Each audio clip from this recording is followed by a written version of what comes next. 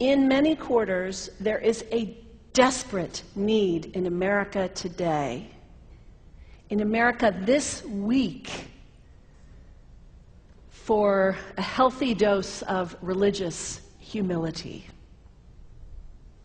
There are too many people getting too much face time on television who claim exalted status for Christianity and who are demeaning other faith traditions, particularly that of Islam. And my friends, this has got to stop. The trigger for this latest wave of intolerance is media coverage, many of you have seen it, about a plan to build a Muslim community center 2 blocks from Ground Zero. The center will have a mosque, an auditorium, and a pool. It is modeled after YMCAs and Jewish community centers all across the country.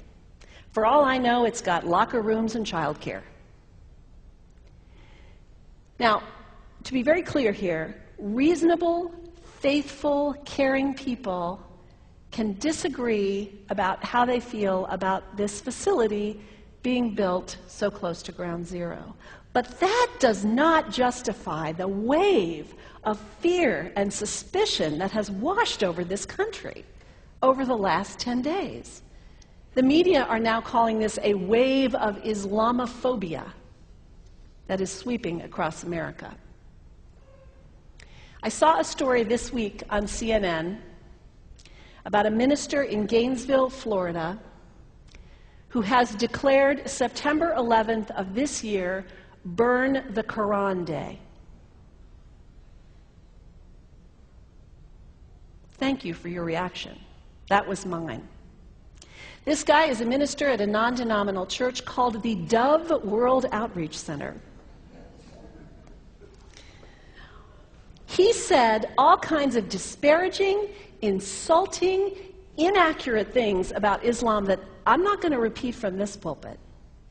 His message is about hate and fear, and I can assure you there is nothing in the Gospels, there is nothing in the teaching of Jesus Christ that says anything about burning the holy texts of other traditions. It is not there. The proposed burning of the Quran is obscene. It is not the work of peace.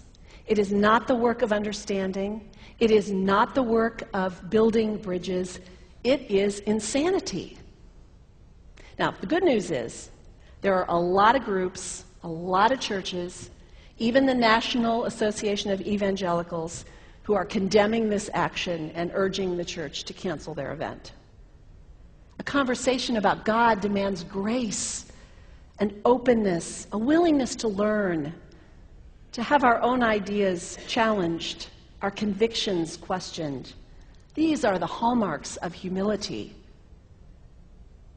When I was in seminary, I read from someone whose name is lost to me now, when you speak of God, your voice should shake a little. You know, Jesus had no time for religious know-it-alls.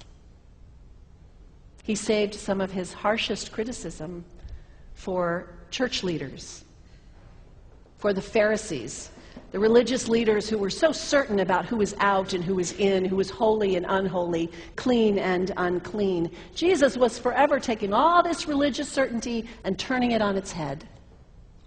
And we can only imagine what Jesus would have said about Pastor Terry Jones and his Burn the Quran campaign. I think he would say, this has got to stop. Followers of Islam believe that the Quran is a collection of revelations received by the Prophet Muhammad from God about 1400 years ago. They believe that Muhammad was the last of a series of prophets and teachers and messengers that included Adam, Moses, Jesus, Abraham, all names revered by us as well. The word Islam means peaceful surrender to the will of God. The Quran was written at a time when the Muslim people were being driven from their homes, persecuted, and killed. The Old Testament was written at a time when Jewish people were being driven from their homes, persecuted, and killed. And religious scholars will tell you that most Holy Scriptures have stories of war and violence in them. Throughout history, most faiths have used these texts to justify violence. And if there's anyone in this room at this moment who's thinking that I've got it wrong, after church today, pull out your Bible and look up Psalm 137. And you'll see that our own text has passages that can make us uncomfortable.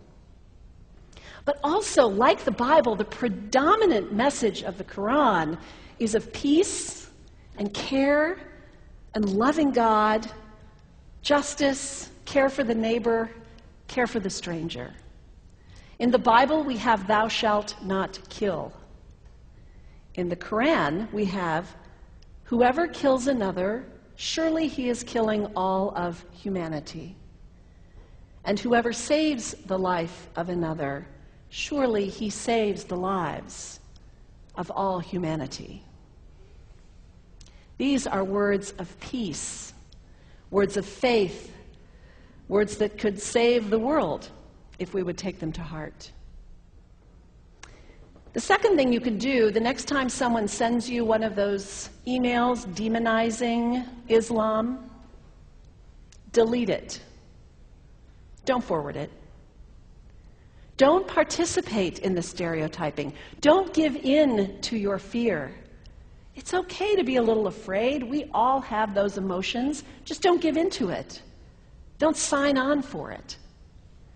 Don't focus on this tiny group of extremists who commit acts of violence. Focus on the hundreds of millions of Muslim people in the world who are people of faith, whose priorities and concerns and families are not so different from your own.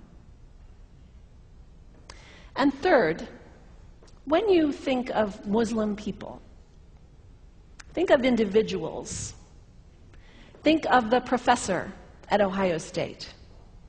Think of the engineer at Honda. Think of the teacher at the elementary school down the street. When you think of Muslim people, remember those who died on 9/11, not the hijackers. There was only a handful of them. Remember Mohammed Sunhami Hamandi. He was born in Pakistan. He came to the United States as a small child with his parents. He played high school football. He went to college. He became a part-time ambulance driver. He died, this Muslim young man, on 9/11, trying to rescue people and save lives. When you think of Muslim people, remember Mohammed Salahuddin Cloudhurry. He was a waiter at Windows on the World, which was at the top of the World Trade Center. He died that day. His wife had their baby 2 days later. When you think of Muslim people, remember Rama Salih. She was a woman, 28 years old. Her neighbors described her as fun and outgoing and generous. And she died on American Airlines Flight 11, 7 months pregnant with her first child. Remember the founder of the Islamic Circle of North America, who worked in the World Trade Center and also died on September 11th. That same group now is giving away tens of thousands of copies of the Quran in response to the campaign about burning the Quran. In the language of their own tradition, they are spreading words of faith and peace and hope. One of the ladies at the 8:30 service this morning said to me after, maybe we should declare September 11th, buy a Quran and read some of it. It is for us to share our message of love and hope and peace, but let us do it with grace and respect, and above all, humility. God grant us, as individuals, as a nation, as Christians, the humility for this work.